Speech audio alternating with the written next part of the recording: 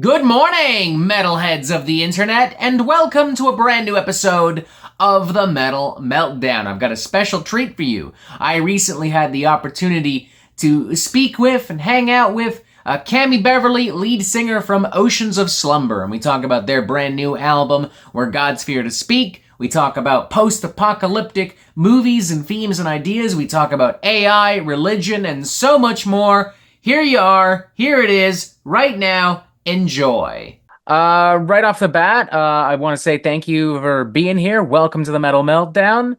And I want to ask right off the bat, first off, I want to say I'm a little jealous with Heavy Metal Philosophy. You did an interview with him, or I assume he recorded it a while ago, but it was uploaded the other day. And I remember watching it and being like, damn it, this guy asked half the questions I wanted to ask. So I'm a little jealous right off the bat, Heavy Metal Philosophy. We got beef, you and me. But I wanted to kind of expand on something something that the two of you talked about and your experiences growing up in the South with a very religious background. How does having that background play into the influence and shaping the sound of Oceans of Slumber, particularly with these last couple of records? I guess it's not so much shaping the sound as the lyricism mostly, which I guess plays a part, but it's like a it's like a superstition that's like written on my genetic code at this point, where it's hard to shake your first worldview entirely, especially when it's something so impactful and judgmental.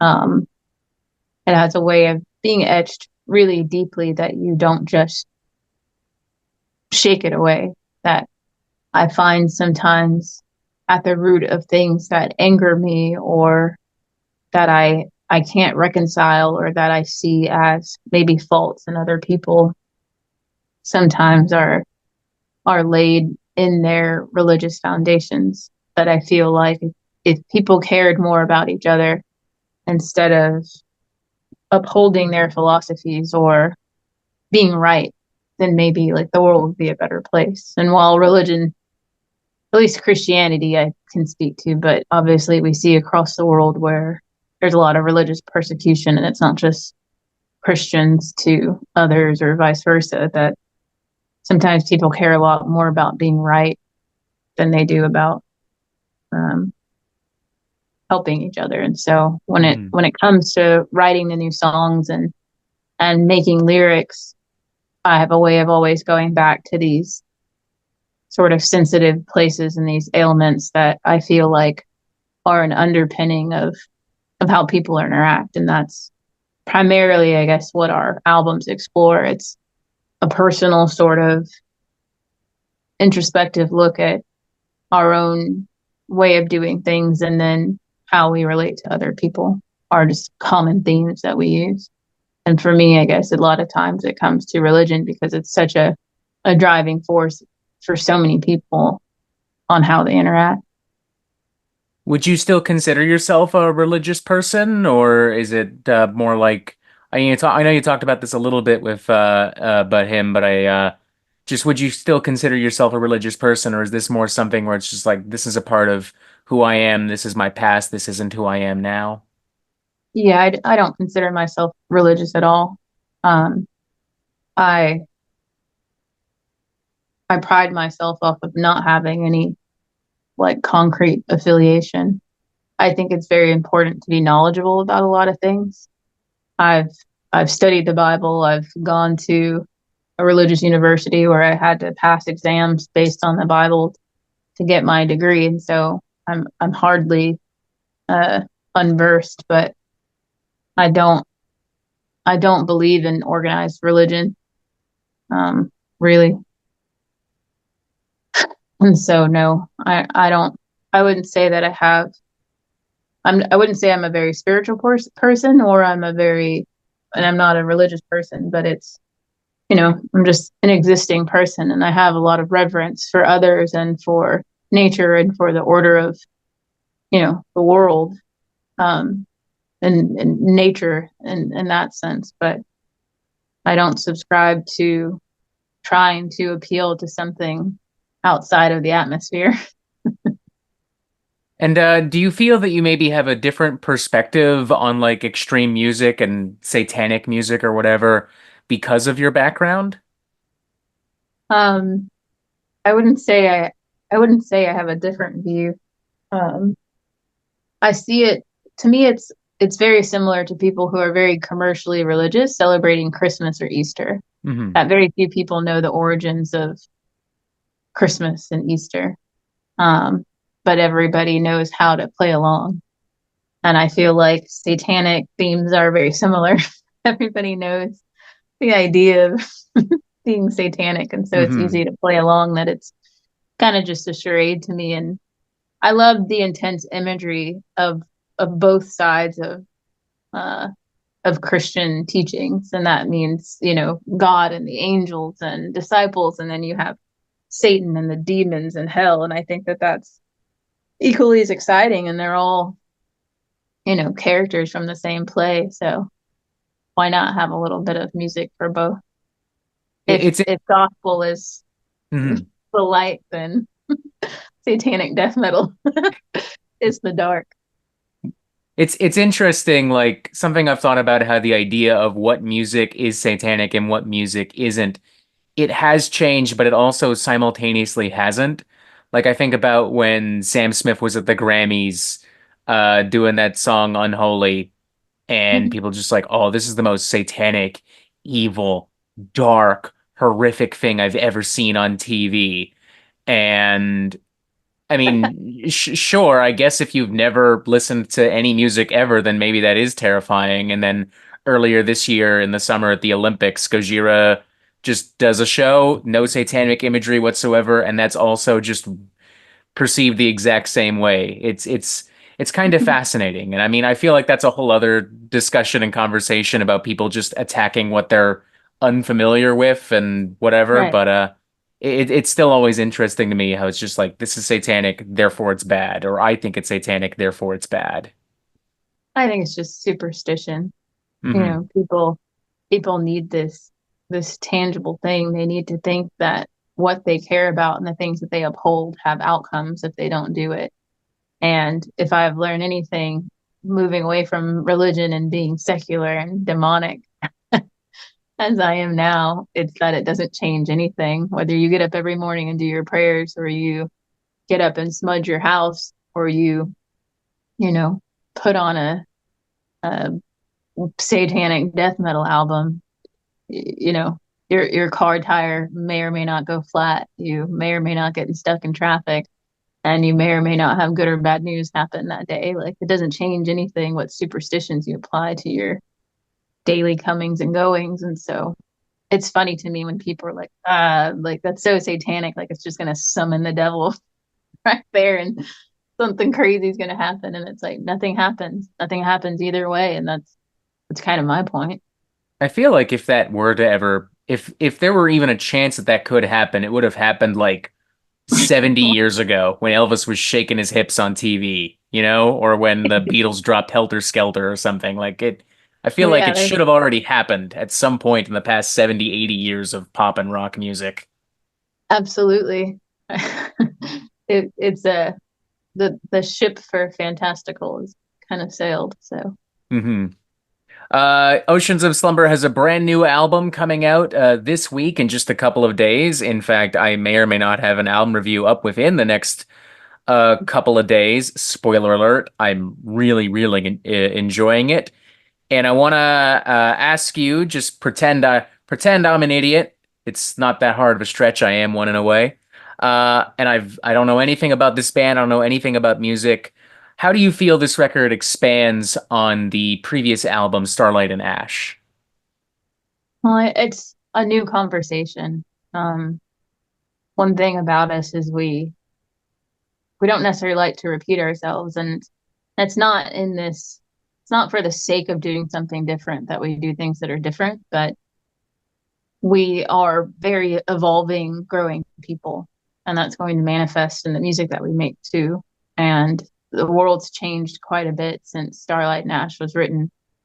And we're the not the pandemic's over, but the world's opened back up, and we're not stuck at home, and there are crazy, heinous wars and atrocities going on, and we're fighting economical collapse, and things are angry and dire and traumatic.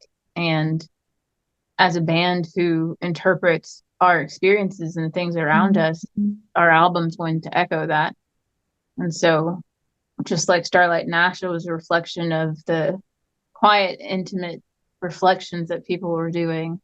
For God's Fear to Speak is a blast, an explosion of sorts of calling out to say that, where are we going in all of this, and what is happening, and where is our place in it all? So it's fair to say that it's a response, perhaps, to maybe recent events in the past couple of years beyond Starlight and Ash? Well, absolutely. I mean, anyone who is self-aware and acting in the community. I mean, as a band, as people who are musicians, we take in a lot of feedback, whether we want to or not, and we're very aware of other people's experiences, because then what are we translating then, or what are we voicing when we make music if it's not to help and connect with other people? And so Mhm. in all of that, it's something that would then manifest in our music, that times have changed and conversations have changed, and this is the conversation we felt like we needed to have with ourselves and with our listeners now. In a press release, the album is described as the soundtrack to a post-apocalyptic survival movie. And I wanted to know what movies or television shows or whatever else inspired this idea. And I guess I kind of already asked the other part of this question, where if it's reflective of modern times. So yeah, anything particular that you've been kind of watching or enjoying that might have influenced the theme? Yeah, absolutely. The Dune movies coming out have been just cinematic masterpieces. Like, what amazing landscapes and soundtracks that they've had. And it's this world of tradition and sort of a classic um, traditional ways of doing stuff, but then at the same time, it's so technologically advanced.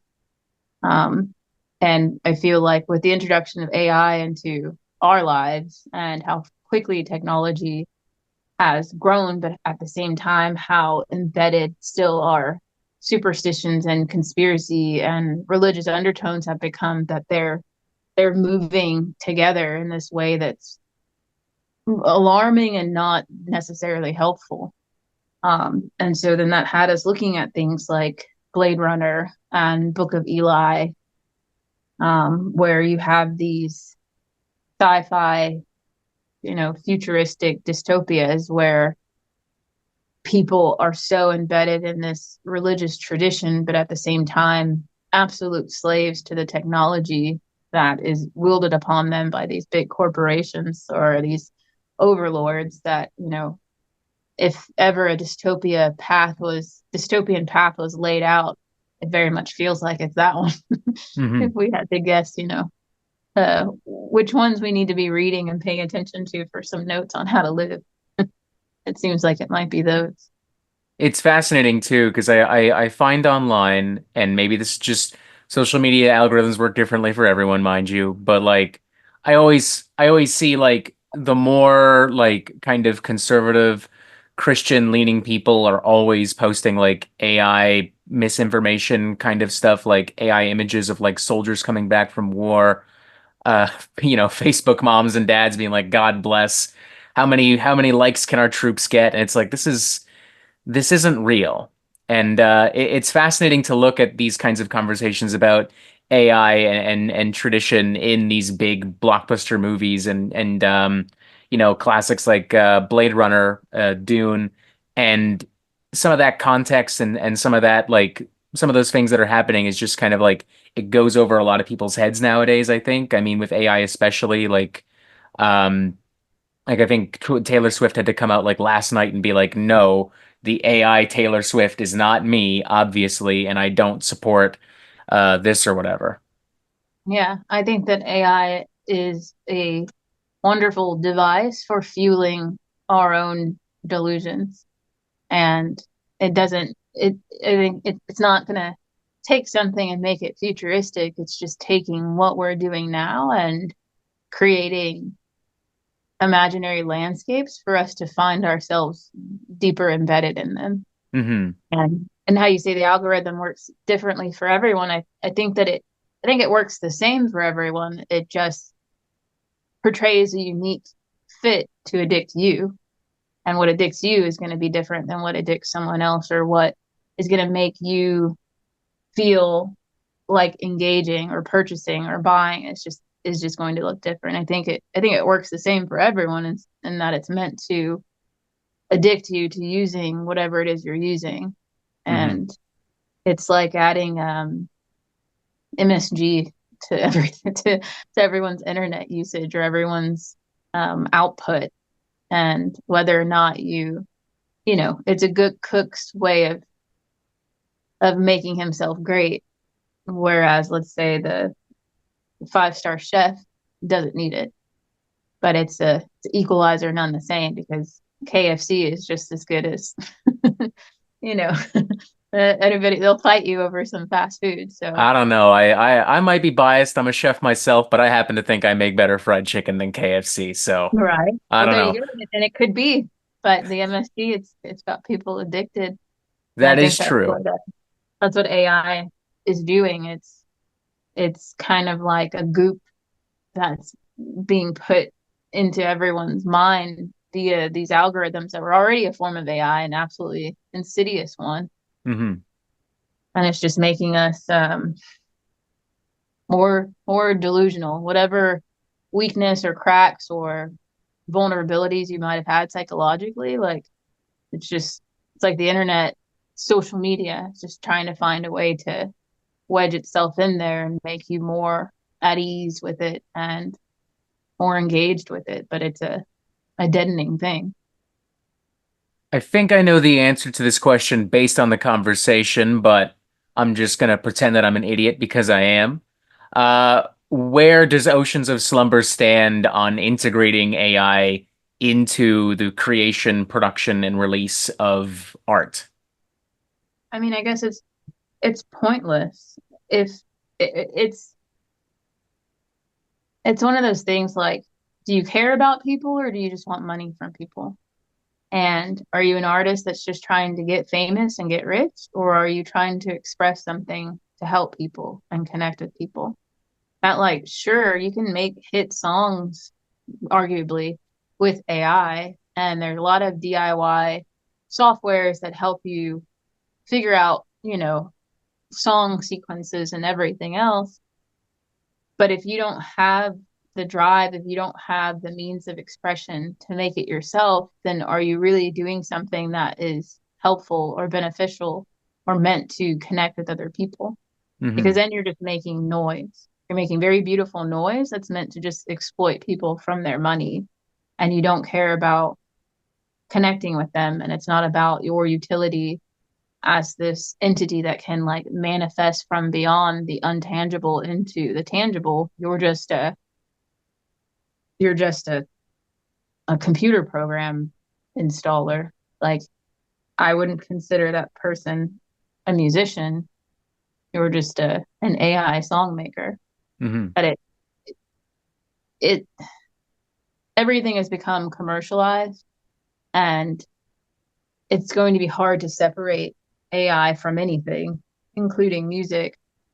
But I would hope that there would always be a place for real artists, and there would be something that people like won't ever be able to shake, that would always inherently attract them to real artists making real music.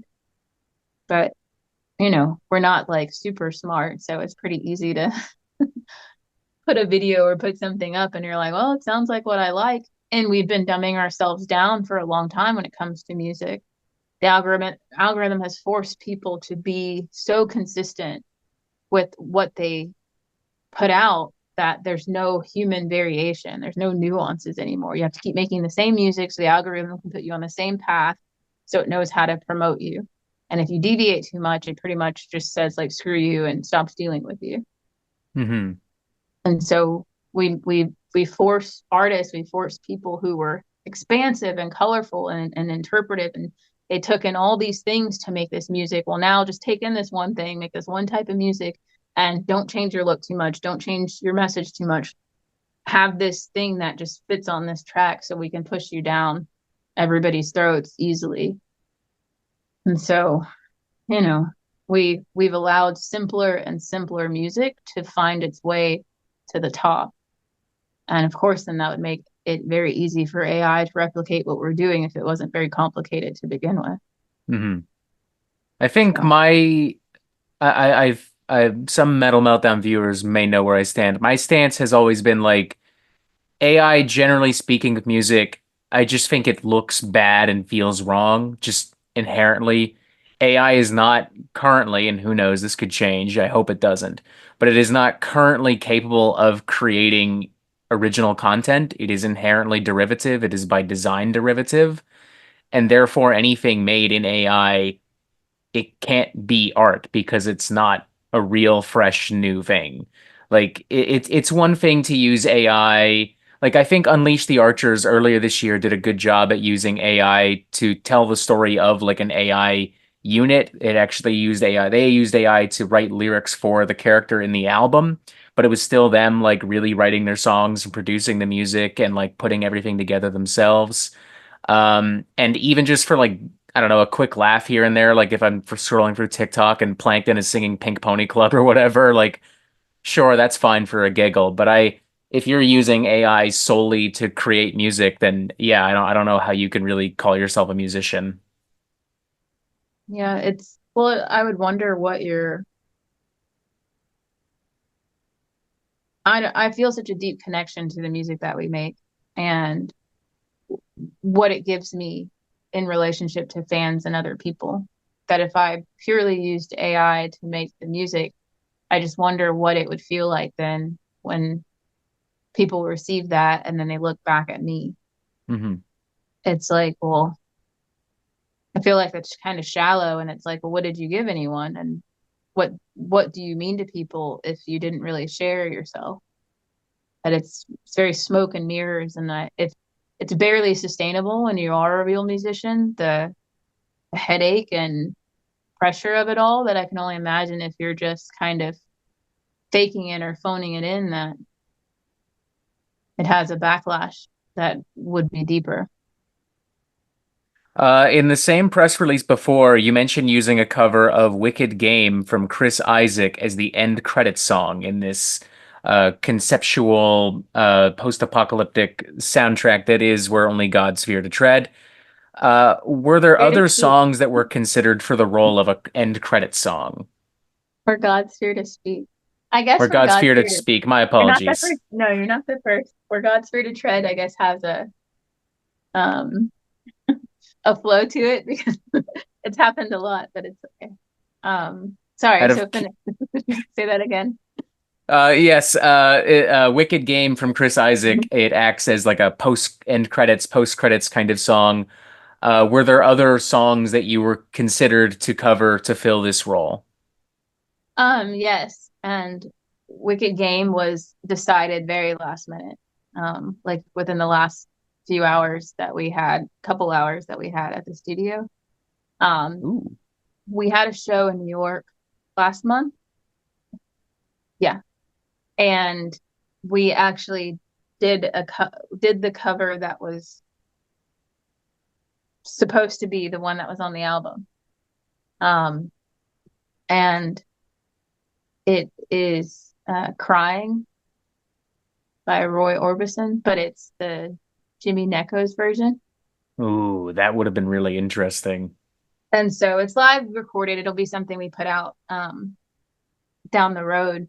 And so we got them both, but we ended up not using it at the studio and ultimately on the album after Dauber heard a very terrible version of Wicked Game in a restaurant that we were at, and it made him so upset that in his mind, he decided we're going to cover it.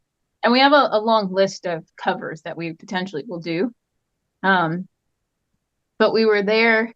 I hadn't learned um, crying, but it was one of those things like I know the song enough, and then because of breath control and doing the takes, it wasn't going to be one take anyway. And so I was like, I just figured I could pull it together. But that's not why we didn't do it. But I was kind of upset. I was getting tired. It was the last day. Dauber pulled me aside. We went into the big room where there's a big piano, big grand piano. He's like, just sing this and see how it feels, because we needed a song that was going to be soft and easy on my voice. And so we started going into Wicked Game, and it just came together so well, and it felt really right. And he's like, let's just do this song. We're going to do this song right now, live. Hell yeah. So he pulls everybody in. They set up all the lines for the microphones and stuff, and we just start going through takes. And I would say it was probably the fifth take that we did that became the one that ended up on the album.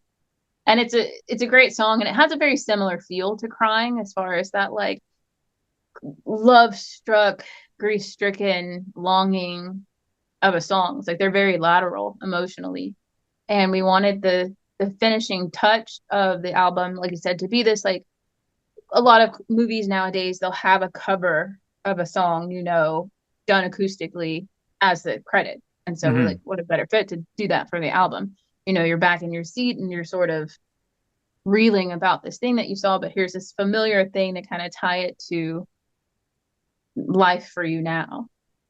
And it's sad, but not too sad, and it's so familiar, and it came together very hauntingly well. And so yeah, we're happy to make that last minute switch. And I've got one more thing I'd like to ask you, and then I'll let you go. Thank you again for your time. Thank you for rescheduling after Google Meet fucked us up a little bit I the think other that's my day. it was so weird. Yeah. I'm sorry about that. It's all good. I've fucked up more than once or twice in my life, and I'm willing to bet this is more Google Meet's fault because I was in that chat room or whatever it is. And I think I might have clicked on the wrong one and been waiting for somebody else, honestly. I sat there too, just like pressing the thing over and over again, just like any minute now. I definitely was like, should I go get a glass of water? No, but what happens if she answers while I'm gone and I'm just sitting there in the kitchen or whatever? No, no. Um, but you and Dauber are married in real life, for those at home who don't know. And I was wondering how that changes the dynamic and songwriting of the band, if at all. Because most of the guys I interview here on here, and no disrespect to any of them, but most of them are guys, and most of them are single, straight white dudes singing about death and destruction. So, there's I'm just inherently curious how that duo, how that dynamic changes things. I I can only speak from the one side though, because I wouldn't know what it's like to be in a band not with a spouse. Fair we've we've enough. we've pretty much been together since I got in the band, and I can only I feel like when other people write, they they like take a little bit more from everyone and then put together like what right, or it's like this is so and so's band and he writes everything and everybody else just kind of gets on board. And we're not dissimilar in that way, but when it comes to I guess I was surprised to find out how many other people who wrote the music also wrote the lyrics and the vocal melodies for their singers. And that's something that we don't do. Um, I think that we have such a unspoken understanding when it comes to he knows he knows like the breadth of what I can do and sonically what I'm capable of. So when he writes the song, it's like my voice is already in his head of what I can make happen on there, but he has no idea exactly what I'll do. And being able to be with him in the house for the most part and listen to the songs kind of as they form, I can already start to place ideas or get a feel, or he's talking to me about his inspiration for the song that mixed with the intimate nature of our relationship, I can fill in the pieces, or I can fill in the gaps of what he doesn't always say, and vice versa.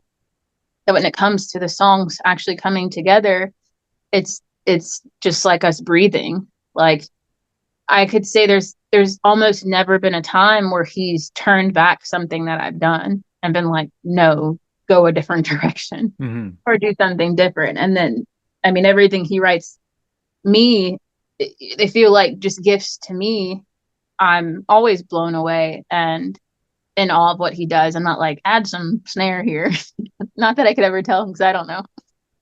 Just burst in the studio like, no, snare right there. Cowboy, more cowbell. That it's like, I leave him to do what he does, and he tweaks it around me. And I think it makes it, I mean, it's very much a part of our relationship, music and writing songs, that, I've written lyrics for other people's music, and I feel like there's more of a question mark, or this void of like, am I doing what they want me to do? That can be a little daunting, that when it comes to Oceans, anything that Dauber writes for me, I know he's just looking for my signature on. And so whatever I do is the right thing to do to it. And I guess that makes it easier. And then the guys will, he'll leave an opening or leave a spot, or ask one of the guys to write a solo or a riff, and the songs just come together. He gives them some tweaks or asks them for some stylistic changes, and then we have a song. Then a song falls out. Wonderful. Well, thank you again for being here. It has been a pleasure to speak to you. We're God's fear to speak, not to tread. They don't tread, they speak. That comes out this Friday, September 13th. Is there anything you'd like to say to all the fine people watching at home before we sign out? Just please grab your pre-sale vinyls from the band. We have some exclusive designs that we handpicked that we feel like are really cool. So just check out our Bandcamp, and I'll be mailing them out all by myself. I'll have cardboard finger cuts from all the hell yeah, all the calluses, paper cuts. That's the sign. True art right there. Let's see AI do that. Then I'll be impressed. Only then. Oh my god, wow, that was so great, Robert, and definitely not chaotic and messy at all. It definitely isn't obvious that you booked a bunch of interviews back to back like an idiot, and also you were just kind of a mess. Thank you, Metal Meltdown audience. That's so nice of you to say. If you liked that video and you aren't already subscribed, I'd recommend you do that. There's a button right here. Check out these videos. Boom. Stay tuned for a Where God's Fear to Speak album review in the coming days. And as always, you have yourself a fantastic fucking day.